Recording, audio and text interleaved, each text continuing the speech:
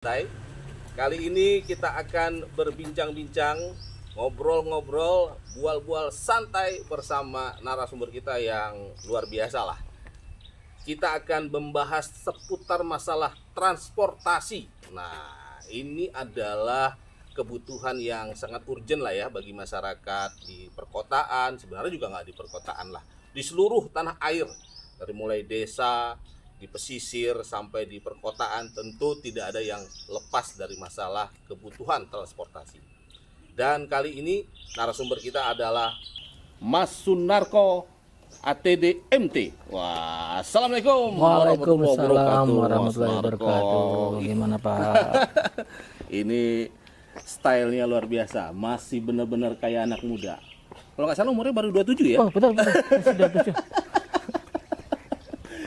Baik, Mas Narko, ini adalah Ketua Masyarakat Transportasi Indonesia Provinsi Riau. Sehari-hari beliau ini juga bertugas di Dinas Perhubungan Kota Pekanbaru. Jadi ini sosok yang sangat representatif kalau kita mau tahu seputar masalah transportasi di Indonesia ataupun juga di Provinsi Riau. Nah, teman-teman, sahabat TNN, seperti apa sih sebenarnya masalah transportasi kita? Tapi sebelumnya saya ingin tanya dulu soal MTI nih, Mas. Ya. Sebenarnya masyarakat transportasi itu apa sih? Sebuah LSM atau organisasi atau paguyuban atau apa begitu ya? Bisa dijelaskan dulu nggak nih? Baik, terima kasih. Mungkin sedikit saya jelaskan tentang apa itu MTI. Ya. Pak Satria, bahwa MTI itu adalah suatu organisasi yang isinya adalah kawan-kawan kita yang concern terhadap transportasi, baik yang ada di ini, kebetulan yang di Riau adalah baru mungkin baru berjalan 1 tahun lah mungkin dari sebelumnya kami adalah perwakilan dari pusat. Sebetulnya di tingkat pusat sudah ada dan sudah juga ada beberapa wilayah yang sudah melaksanakan kewilayahan yang masalah mewakili MTI ini. Ya, alhamdulillah kita dalam waktu 1 tahun ini kita bisa mendampingi pemerintah ya, paling tidak memberikan masukan kepada pemerintah. Organisasi MTI ini juga banyak terdiri dari kawan-kawan di perguruan tinggi, swasta, dan stakeholder lainnya yang concern terhadap transportasi. Jadi ini istilahnya masyarakat secara umum, multi stakeholder, akademisi, praktisi, siapa yang concern terhadap. Tapi kita partnership dengan pemerintah. Jadi keberadaannya adalah sebagai mitra partnership strategis dari pemerintah. Betul. Apakah hanya sekedar memberikan usulan, masukan, atau dilibatkan nggak dalam pengambilan kebijakan-kebijakan gitu? Kami beberapa kali dilibatkan, misalnya dalam hal tarif tol, kami dari sisi kemasyarakatan, kami memberikan masukan pada saat misalnya perubahan tarif tol. Nah, ini juga salah satunya ya, itu yang kemarin juga sudah kami laksanakan. Baik koordinasi dengan Polda, ada kegiatan-kegiatan event yang kira-kira apa yang bisa kita berikan. Jadi setiap ada kebijakan atau kegiatan yang berkaitan dengan persoalan transportasi, itu dilibatkan lah ya. Termasuklah misalnya kebijakan pemerintah Kota Pekanbaru. Tadi kan level ini kami juga berkoordinasi dengan level MTI di pusat, bagaimana mendorong khususnya di masalah angkutan umum di Kota Pekanbaru juga kami juga supporting.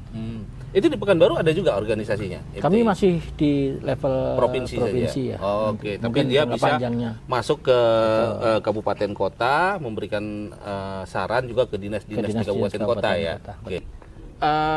Kalau kita tadi disampaikan Mas Narko bahwa ini menjadi mitra strategis lah, tentu bersentuhan dengan persoalan-persoalan masalah transportasi di daerah. Nah, kalau Riau itu dari pandangan MTI seperti apa gambaran terkini dari masalah transportasi yang ada? Mungkin saya kilas balik ya, mungkin ini momen juga kita nih kilas balik di tahun 2024 ya. Kita ngobrol di akhir tahun. Akhir tahun ini Pak. Sebenarnya juga refleksi ya kita di sektor transportasi di Provinsi Riau khususnya. Tapi secara garis besar bahwa kita sudah lumayan bagus. Cuma ada beberapa sisi yang mungkin kita perlu cermati ya. Mungkin juga ini juga kejadian bukan level provinsi atau kota ya, ini sudah sifatnya nasional. Misalnya saya ambil contoh di udara. Di udara masih kita disibukkan dengan masalah tarif yang terlalu tinggi. Jadi kecenderungan orang kecenderungan orang ini menggunakan untuk mau melakukan penerbangan ke Jawa, ke Bali, ke Sumbawa, itu harus dia transit dulu ke Malaysia karena dia lebih murah. Lebih murah. Ini yang keluar menjadi negeri, harus, ya? nah, ini harusnya menjadi catatan. Tapi kebetulan di akhir awal-awal menjelang Natal kemarin kebijakan pemerintah kan sudah menurunkan tarif yang supaya masyarakat itu bisa menikmati tarif yang lebih murah.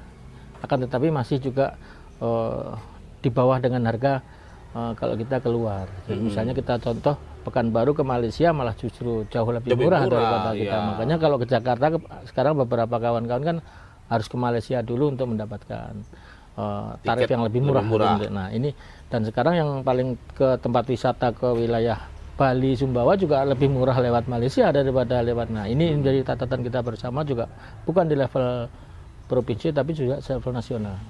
Untuk angkutan laut saya kira juga sudah mulai standar ya kalau di perhubungan laut. Maka tetapi yang sedikit banyak ada yang sangat pengaruh adalah kegiatan di transportasi darat. Ini kita tahu beberapa tahun akhir-akhir ini juga infrastruktur jalan kita yang karena kondisi alam ya, misalnya longsor, banyak apa. Ini yang sebenarnya yang mengganggu distribusi. Sebenarnya untuk logistik di problem itu yang menjadi masalah.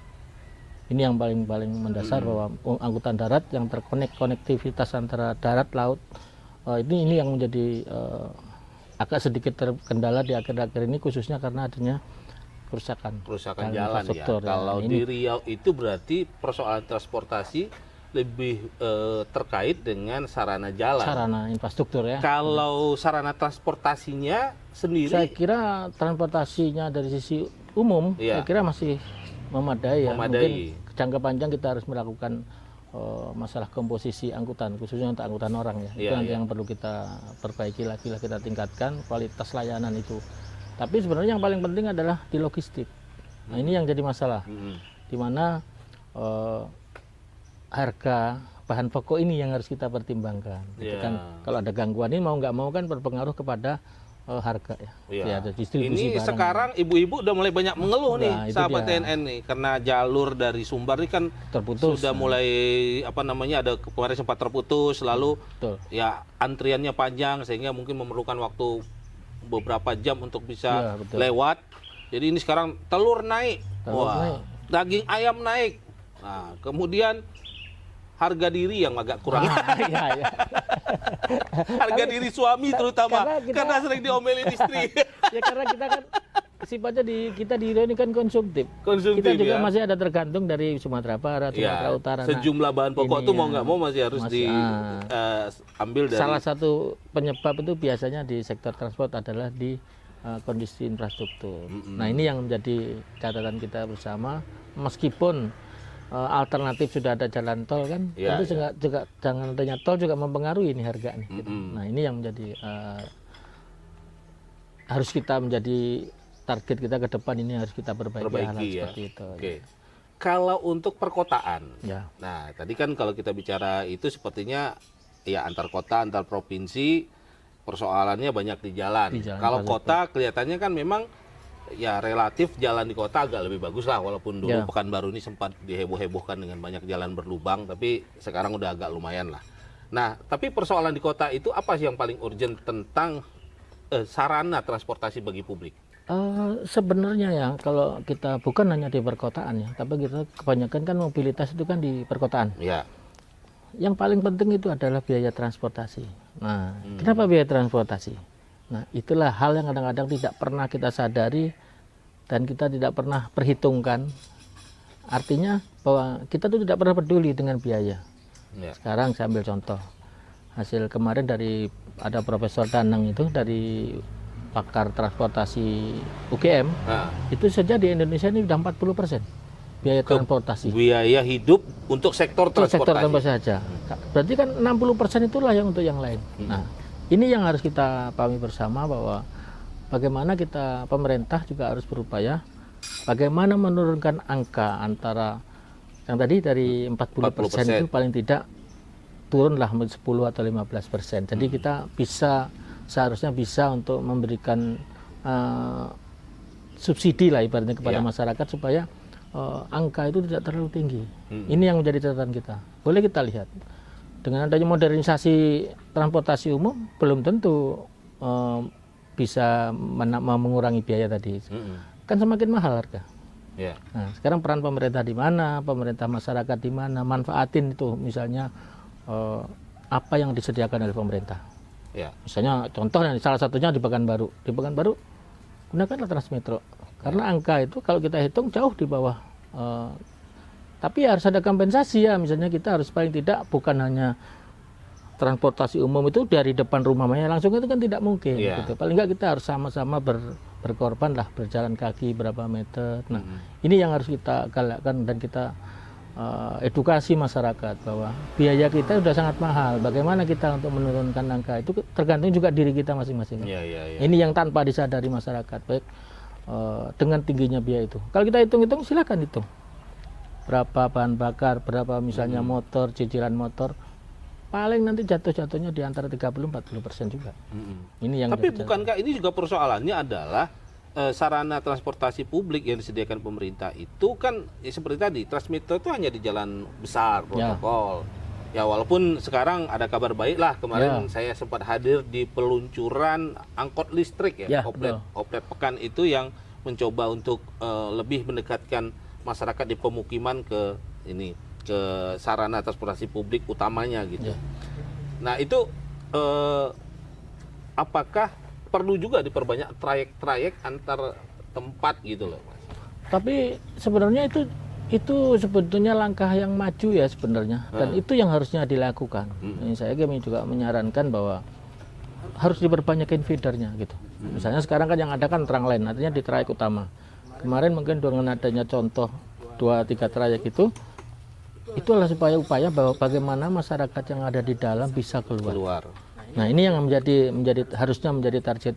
Saya sarankan kepada pemerintah kota bahwa kita harus banyakin tuh feedernya, karena supaya masyarakat di kantong-kantong masyarakat itu yang harus kita angkut. Tapi kalau di Trangline itu kan hanya sekitar 100 atau 200 meter dari. Nah sekarang kita menjangkau yang lebih dalam di kawasan-kawasan itu. Nah ini yang harus diperbanyak. Nah ini mudah-mudahan dengan nanti kedepannya kebijakannya lebih baru ya, paling tidak itu yang menjadi skala prioritas. Nah ini yang harus kita pertimbangkan kawan-kawan di pemerintah, khususnya dinas perhubungan harus aktif di situ. Bagaimana mengangkut orang dari dalam keluar. Ini untuk di Pekanbaru, tapi di daerah lain misalnya juga harus mulai memikirkan bahwa biaya transportasi kita sudah tinggi. Bagaimana caranya? Itu tergantung dari kulturnya masing-masing. Nah, misalnya misalnya di Taluk, di Pembilan kan harus menyesuaikan dengan kondisi. Sistem apa yang harus kita pakai untuk mengurangi biaya itu? Nah ini yang paling penting. Kalau di daerah-daerah barangkali memang karena jarak dari satu tempat ke tempat lain cukup jauh, ya itu transportasi pribadi itu agak sulit untuk dikurangi gitu ya. Tapi kalau kota ini kan isunya bukan hanya soal biaya tapi juga lingkungan kan, ya, kemacetan kan gitu ya. Tapi saya mungkin sedikit masukan. Kita sekarang teropinikan. Saya ambil contoh di Pekanbaru, Jalan Subrantas. Selalu opini yang terjadi adalah ini gara-gara angkutan barang berat, mobil berat yang menjadikan kemacetan. Kita tidak pernah tahu bahwa pada saat kita bicara tata ruang, silakan kita lihat di kawasan untuk misalnya jalan karya itu sebagian besar perumahan gitu loh. 10 tahun yang lalu 2012 itu belum terjadi. Belum ada kemacetan belum ada itu di karena di kawasan itu juga masih terkendali lah misalnya pembangunan kawasan perumahan. Sekarang di situ udah mungkin alternatifnya misalnya jalan Kupang Raya, jalan misalnya yang tembusnya jalan Teropong. Itu sekarang sudah harus menjadi tumpuan, karena jumlah pertumbuhan masyarakat yang ada di situ itu sudah benar-benar kita tidak bisa mengendalikan, sehingga muaranya mau nggak mau ya harus ke Subrantas. Sekarang kalau dilihat komposisi mungkin angkutan barang sedikit, paling nggak sampai 5% dari volume lalu lintas. Yang besar kan misalnya angkutan pribadi sama sepeda motor di situ. Boleh kita cek, makanya kita pertimbangannya adalah harus tahu nih bagaimana pola ruang di kawasan itu sehingga tidak berdampak kepada harus ada terurai, harus ada misalnya alternatif lain untuk mengurangi itu. Artinya kalau ini tidak segera dilakukan langkah-langkah yang sangat serius, 5 tahun lagi ini kita agak sulit bergerak nih di daerah Hari Panam dan ini- sekitarnya itu ya? Hari ini pun jangankan nunggu 5 tahun. Hari ini pun segala problematika itu sudah ada semua di situ. Hari ini sudah sering macet. baik, Artinya baik. kalau kita biarkan terus, ya memang nggak jalan kita Nah, di 5 betul. tahun ini. Cuma yang harus menjadi pertimbangan kita, kawasan itu sudah tidak hanya Pekanbaru. Iya. Sudah masuk wilayah Kampar juga ada di situ. Misalnya daerah tambang, daerah Iya, mana. betul. Jadi masyarakat Pekanbaru itu juga banyak rumah sekarang di kawasan Kampar pinggir Kampar, ya. gitu. Nah, jadi bagaimana kawan-kawan di perbatasan ini? Siapa yang bertanggung jawab? Ini kan harus duduknya jelas. Kita berharap dengan adanya Pekan Sikawan kemarin itu, itulah seperti wadah yang cukup bagus. Dan harusnya bagaimana menata ruang, bagaimana menata sistem. Itu sebenarnya dengan adanya Pekan Sikawan itu, Pekanbaru itu sebagai apa ya? Kalau telur itu kuningnya tuh, dia sebagai intinya gitu, dari intinya itu di Pekanbaru gitu. Misalnya daerah pendukung lainnya kan itu yang harus kita pertimbangkan juga gitu. Kayak Jakarta, Jabodetabek itu sudah menjadi bagian daripada Jakarta. Oke, kalau kita bicara tata ruang, ini Pekanbaru kan sudah, ya kalau saya lihat untuk kota ya, Ya. Subrantas, kemudian Soekarno-Hatta, Sudirman, itu daerah-daerah sekarang sudah sangat ramai. Sangat ramai. Ini penataan ruang seperti apa yang memungkinkan? Kan apakah kita bisa harus buat jalan baru gitu? Atau memang di sarana transportasinya yang justru lebih dicanggihkan gitu? Saat ini kan sebenarnya kita harus bicara hulu sama hilir. Gitu Oke. kan. Nah ya kan tadi Ya, kalau di ya. transport itu kan di hilir harusnya. Gitu. Ya. Yang selama ini terjadi kan kami di hilir. Hilir. Kita ini harus menyelesaikan yang selalu diselesaikan adalah di hilir. Hulunya tidak. Tidak pernah bagaimana menentukan di hulunya. Ya. Nah, pola perencanaannya, berapa kapasitasnya, berapa mau kita bangun. Nah ini yang harus kita dudukkan bersama. Mau di pola seperti apa, mau distribusinya seperti apa. Misalnya Pekanbaru wilayah barat, wilayah timur, mana yang mau dikembangkan. Kan sekarang kita nggak tahu nih. Ya. Tahu-tahu karya itu kan 5 tahun terakhir ini yang memang Luar meledak, biasa bisa jadi, meledak. Nah, kawasan mungkin juga pemukiman. dengan adanya upgrading jalan kota menjadi provinsi itu adalah solusi. Tapi solusinya adalah itu karena teknis gitu ya, karena perencanaan memang kewilayahan tadi, tata ruang yang harus kita selesaikan dengan pola itu, ditingkatkan status, kapasitasnya nanti dinaikkan. Nah ini yang antar wilayah ini juga bisa diselesaikan. Nah ini yang menjadi PR berat pemerintah kota dan atau Pekan Sikawan lah khususnya. Kita bicara Pekan Sikawan ini belum daerah yang lain. Dan suatu saat akan terjadi. Ada durolis, ada macam-macam, itu juga tidak menutup kemungkinan akan terjadi masalah yang sama. Gitu. Ya, nah ini harus kita antisipasi. Oke. Kalau untuk transportasi laut tadi sempat disinggung sih, kayaknya nggak terlalu urgent gitu ya. Tapi kan Riau ini juga ada kawasan-kawasan yang ya melewati laut gitu ya, seperti di Inhil, di Bengkalis gitu ya. Kemarin Bengkalis itu sibuk tentang rencana pembangunan jembatan karena kalau mau ke Bengkalis kalau udah Lebaran, hari libur besar itu antrinya kita di Roro itu lama sekali. Nah, MTI ada nggak dapat bocoran apa kira-kira strategi atau kebijakan baru pemerintah ke depan untuk kawasan pesisir ini? Memang pada saat pembangunan jembatan itu MTI belum masuk ya, jadi belum ada di sini. Tetapi itu juga salah satu alternatif sebetulnya. Karena gini, kan event tertentu yang misalnya penuh yang paling banyak. Tapi di event-event di luar itu kan tidak seperti itu kan. Nah, ini yang hanya manajemen pengelolaan saja. Seandainya dibangun dengan adanya jembatan, paling tidak kan kita harus tahu nih demandnya apa di situ, bagaimana potensinya, bagaimana kultur budayanya. Seandainya ada hal-hal yang masuk, kan yang paling penting itu adalah kultur di situ harus seperti apa. Itu harus kita pertimbangkan. Selain potensial demand yang ada di kepulauan itu sendiri. Nah ini harus pertimbangan jangka panjang.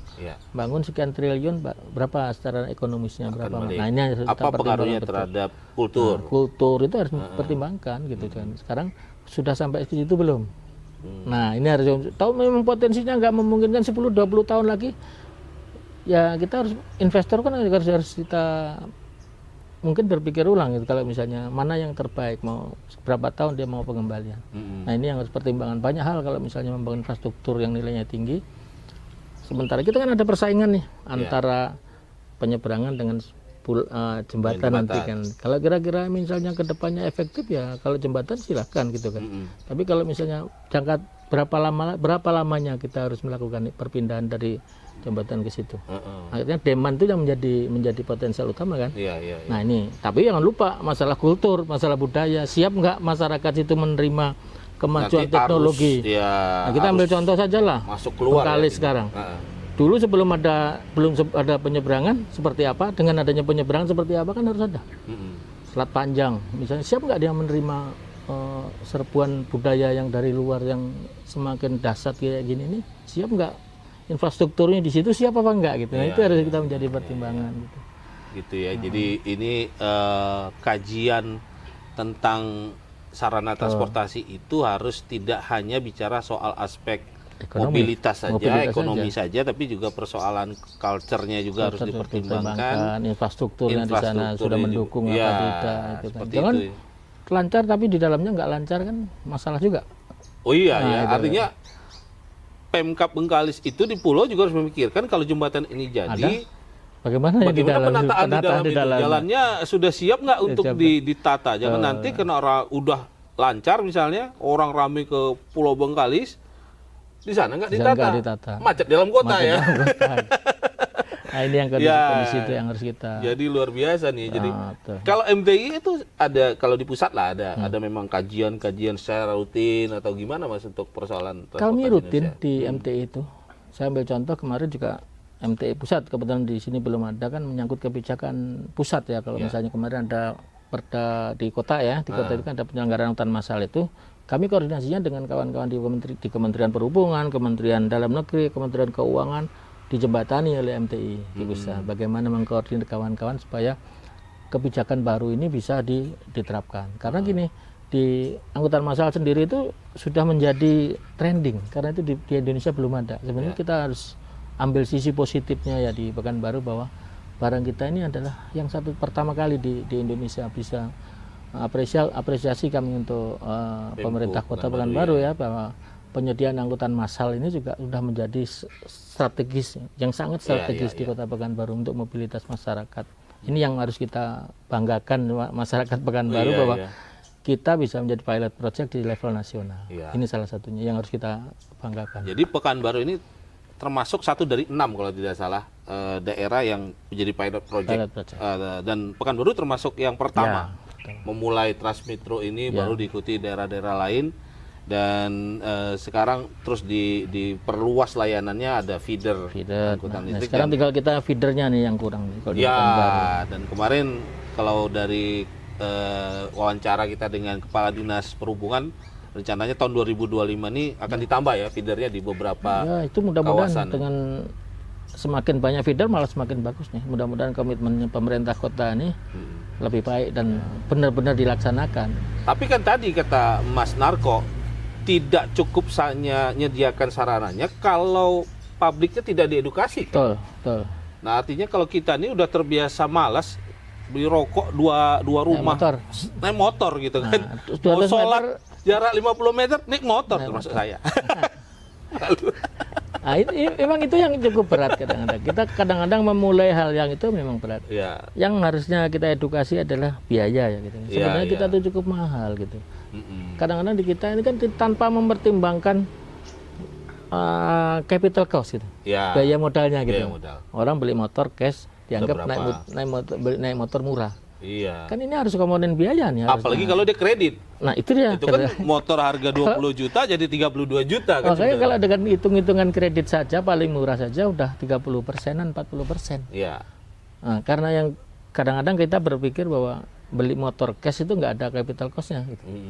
Sehingga seolah naik motor jauh lebih murah. Padahal kalau dihitung global sangat besar. Nah ini yang itu tadi ya sekitar 40%. 40% kalau dari Profesor Danang kemarin menyampaikan 40%. Yang paling penting itu sebenarnya satu, bagaimana transport itu yang saya khawatirkan, yang kami khawatirkan, bahwa transport itu adalah memiskinkan warga. Ini baru saya agak dengar istilah bahwa masalah transportasi bisa membuat warga miskin. Betul. Nggak sadar tapi ya. Nggak sadar gitu. Saya ambil contoh. PKH itu berapa sih gajinya, nilainya? Kan sekitar 650.000. Itu saja masih di bawah dari biaya transport. Artinya bahwa masyarakat yang miskin itu, dia tidak akan bisa mengembangkan kapasitas. Misalnya saya mau bergaji UMR saja, saya harus keluar kan? Ya. Nggak mungkin saya di kawasan. Kalau yang dengan kawan-kawan yang 650 tadi kan paling bekerjanya di kawasan ini. Iya. Kalau saya mencari nilai lebih, saya kan harus keluar. Iya. Mencari tempat yang jauh. Saya butuh transport. Iya. Sementara transport yang kita berikan tadi aja nggak terjangkau bagi masyarakat miskin. Nah, saya khawatir bahwa yang menjadikan kita tidak menaikkan kapasitas itu adalah biaya transport tadi yang terlalu tinggi, sehingga masyarakat tidak bisa mengakses yang lebih baik. Nah, ini yang mungkin ya baru wacana, perlu edukasi bahwa misalnya, makanya peran pemerintah bagaimana kita berharap ke depan mungkin untuk masyarakat miskin yang misalnya PKH atau apa itu bisa menjadi fasilitas transportasi umum yang gratis. Itulah cara pemerintah untuk membantu masyarakat miskin itu sebagai tambahan, yaitu supaya dia bisa mengakses ke tempat lain. Ini yang belum pernah ada gitu konsep bahwa ada subsidi juga ya. Subsidi juga. Sekarang misalnya Transmetro misalnya, daripada load faktornya rendah, kenapa tidak kita berikan? Iya. Daripada misalnya. Artinya misalnya gini, memberikan hadiah sepeda, bantuan sepeda pada saat kemudian disediakan tempat parkir khusus dekat haltenya. Jadi masyarakat mau naik Transmetro, dia naik sepeda dulu, kira-kira mungkin ya sekilo lah. Ya, jadi kemudian dia bisa akses Transmetro. Dia untuk mendapatkan sesuatu yang lebih misalnya, mendapatkan gaji yang lebih misalnya, minimal UMR, bisa dapat capai UMR, kan udah lumayan, ada akses dia. Makanya karena dia tidak bisa membayar biaya transport yang terlalu jauh, itu yang kami belum ada penelitian secara detail sih, tapi kan secara logis saja gitu, kita misalnya bahwa orang itu tidak akan, paling banter dia untuk berjalan kaki itu aja yang pendapatan segitu. Dengan pendapatan misalnya 650 yang kalau dianggap sebagai masyarakat miskin ada standarnya itu kan. Berarti kan dia tidak bisa naik ya. Masih di bawah biaya transport. Nah, ini ke depan kita berharap bahwa mudah-mudahan kebijakan baru di Pekanbaru ini minimal masyarakat miskin itu juga mendapatkan fasilitas yang gratis dalam. Jadi kita berharap wali kota baru ini jangan abai dengan persoalan transportasi. Nah, karena itu layanan dasar, kebutuhan dasar ya. gitu. Dan tadi ini saya juga baru tercerdaskan bahwa ternyata persoalan peningkatan kesejahteraan itu juga bisa diraih dengan perbaikan sistem transportasi publik bagi masyarakat. Karena orang nggak bisa menaikkan tadi, nggak bisa bergerak lebih dari yang udah kebiasaan dia hari-hari gitu. Nah, dia nggak pernah kita berpikir bahwa itu rupanya salah satu yang bisa berdampak. Transportasi berdampak. Orang nggak bisa mengakses, gitu loh. Nah, itu yang sebenarnya yang paling penting. Baik, ini menarik sekali informasi sudah disampaikan oleh Mas Narko, sahabat TNN. Jadi perlu ada pembenahan yang serius karena tadi saya juga baru melihat dari data-data yang disampaikan bahwa kesejahteraan itu bukan hanya soal mencarinya banyak, tapi menekan pengeluaran juga menjadi salah satu strategi meningkatkan kesejahteraan, dan pengeluaran yang cukup besar yang selama ini kita keluarkan masyarakat kota adalah transportasi. Nah, ini yang mungkin bisa diperbaiki ya di bawah pemerintahan kota yang baru sekarang. Sektor transportasi harus benar-benar dibenahi, sarananya tadi Transmetronya diperbanyak, barangkali jumlahnya, trayeknya diperluas, angkutan feedernya diperbanyak sehingga akses masyarakat. Kalau nggak juga ya kasih subsidi-subsidi yang bisa membuat masyarakat. Kemudian edukasi masyarakatnya juga bahwa jalan kaki membuat Anda sehat, mengurangi penyakit jantung gitu ya sehingga berkorban sedikit. Sedikit untuk agar nanti Anda nggak kena biaya berobat yang mahal gitu kan. Nah, itu kan harus diedukasi juga. Baik, Mas Narko, terakhir mungkin apa ada pesan lah untuk masyarakat bagaimana budaya penggunaan transportasi publik ini? Saran saya di momen ini bahwa mari kita bersama-sama ya memanfaatkan angkutan umum. Itu tadi saya kira sama-sama untuk mengedukasi masyarakat bahwa biaya kita sudah selalu tinggi. Mari kita sadar dengan adanya bahwa biaya transportasi kita tinggi. Bagaimana kita menurunkan biaya angkutan umum lah solusi yang harus kita jalankan. Saya kira itu terus dari saya. Baik, sahabat TNN, demikian bual-bual santai kita dengan Mas Sunarko yang merupakan Ketua MTI Masyarakat Transportasi Indonesia Provinsi Riau. Kita banyak dapat informasi dan inspirasi bagaimana kita bisa terus menjalani kehidupan di baik itu di perkotaan maupun di seluruh pelosok daerah dengan pemanfaatan transportasi publik yang baik ya. Dan kita juga berharap pemerintah terus memperbaiki sehingga kesejahteraan masyarakat bisa lebih meningkat. Baik, demikian bual-bual santai kita edisi kali ini. Terima kasih atas perhatian dan kesediaan Anda menonton tayangan ini. Jangan lupa like, subscribe, and share. Share. Sampai jumpa lagi ya, Mas Darko. Oke, Mudah-mudahan ada sama-sama. waktu bisa ngobrol-ngobrol Oke. lagi. Baik, demikian sahabat TNN. Sampai jumpa lagi. Assalamualaikum warahmatullahi wabarakatuh. Waalaikumsalam warahmatullahi wabarakatuh.